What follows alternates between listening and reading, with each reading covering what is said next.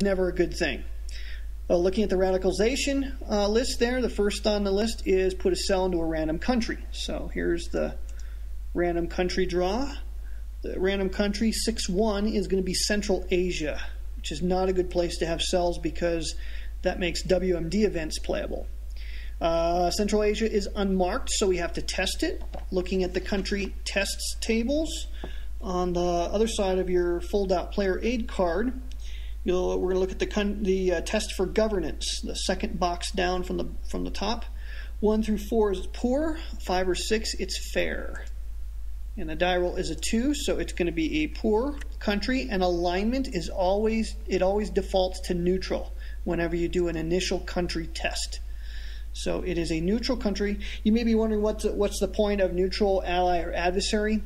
The big deal there is the U.S. really can't do anything in an adversary country. There's very, very little they can do in an adversary country. If they target a neutral country, a successful war of ideas would improve the alignment to ally. If they do war of ideas in an ally, they improve the governance.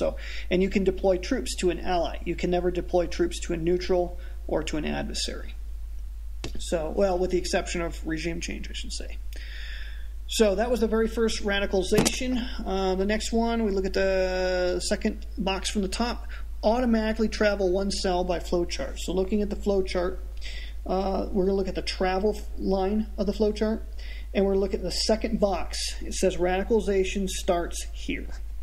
He's going to travel to. We're going to determine the destination first. He's going to travel to a poor country where major jihad would be possible if there's 2 more cells added to it. Presently, there's no country that meets that criterion. So then next he's going to move to a good or fair Muslim country with an adjacent cell. Well, we have a target there. Pakistan is fair, and there's an adjacent cell in Afghanistan. So that's the travel target. Whenever you find out the destination, then you have to find the place of origin. So looking at the from line, he's going to the first box is Islamist rule country with cells greater than the op value.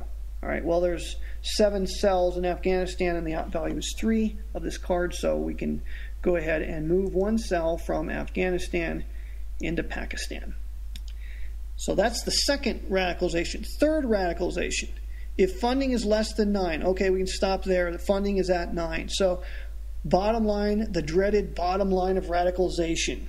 Each remaining op worsens a random good or fair Muslim country's governance by 1 level. This can be absolutely brutal. So there are 3 countries. We're going to go from west to east. 1 through 2 is Syria, 3, 4 is Gulf states, 5, 6 is Pakistan. And we lucked out there. The least dangerous is going to turn poor. So Syria is going to go and have its governance degraded down to poor. And we're going to track this on the victory track. There are now 6 poor / Islamist countries and only 2 fair or good countries at present. And that's it for radicalization. That's it for that card. That was a rough opening card. Alrighty. Actually, go here. Alright, next card up is, again, a U.S. event. So this one is going to be, it's going to go for plots. The event's not going to trigger. And we've already established that there is very few places where he's going to plot. But let's look at the flow chart again. It's not going to go to the U.S. Prestige is not low. Abu Sayyaf not in play. Country with troops not possible. GWAT penalty is not greater than 0. There's no cells in a country with U.S. posture. No cells in countries with aid. Funding is at 9, so we're going to jump to radicalization. Top line of radicalization puts a cell in a random country. They're spreading like termites on us. And here we go. This cell is going to go into Syria. How convenient. It just changed its governance. And the card is discarded, and it's our turn again. Yuck. Tons of cells. I think it's time for us to go and kill things quickly here before this gets out of control. So we're going to go ahead and use our very first card play to play Safer Now for the 3-op value, and we're going to do a regime change. In order to do a regime change, you have to play a 3-op card. Then you have to target an Islamist rule country. There are some special cases regarding Libya and Iraq, but none of those cases are in play. They only come in play via events. We have to take all 6 troops. We're going to take 6 troops from one location, and we're going to send them into the target country, which has to be a different country. There is some discussion over what the word another means in the rulebook. So another means another, different. So we have to take 6 cells from one location to another location, and looking at the map, there's no 6 troops, in any one location. There's only 2 troops in Saudi, 2 troops in the Gulf states, and that's it. So we're going to have to take all these from the troop track. So we're going to drag 6 of these troop cubes from the war and low intensity boxes, and we're going to put them all into Afghanistan. And we'll arrange these cells here. And the next thing we do is all the cells in the target country are going to go active. Whoops, wrong button. Using a different keyboard than what I'm used to here. Hold on. There we go. All the cells go active, which means their star and crescent side goes up. Slide these cubes a little bit more conveniently. There we go. Looks kind of like Cubert. Okay, there we go. Now the troop marker on the troops track is going to slide into the rightmost box with fewer than 5 troops, which is the war box, which means we're only going to get to draw 8 cards this turn. Next thing we do is we have to take the governance and alter it. We've changed the regime, invaded the country. Now we have to roll on the country test table and see what its governance is going to be. 1 through 4, it's poor. 5 through 6, it's fair. And it's poor. Drat. You'll see why that was a big deal. We had a 30% chance of finishing this regime change really quickly. But alas, the dice. So the governance is going to go to ally, and it's going to remain at poor.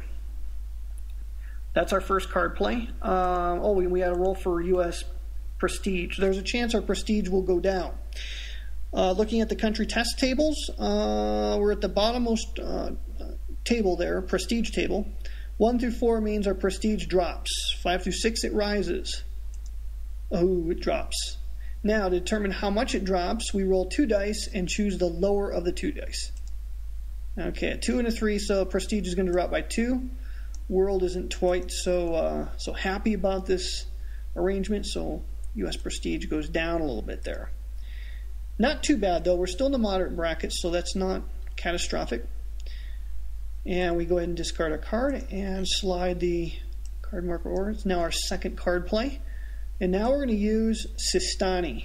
Here's why I did it this way. We use Sistani, and it says play if a Shia mixed country, regime change country, has a cell. Well, Afghanistan is regime change country, and it has a cell, so we're going to get a chance to improve the governance to fair. And I should also put a regime change marker into the country. As long as a regime change marker is in the country, you cannot deploy troops out of that country unless you leave at least 5 more troops over the number of cells in that country behind. So that pretty much locks your troops into that particular country.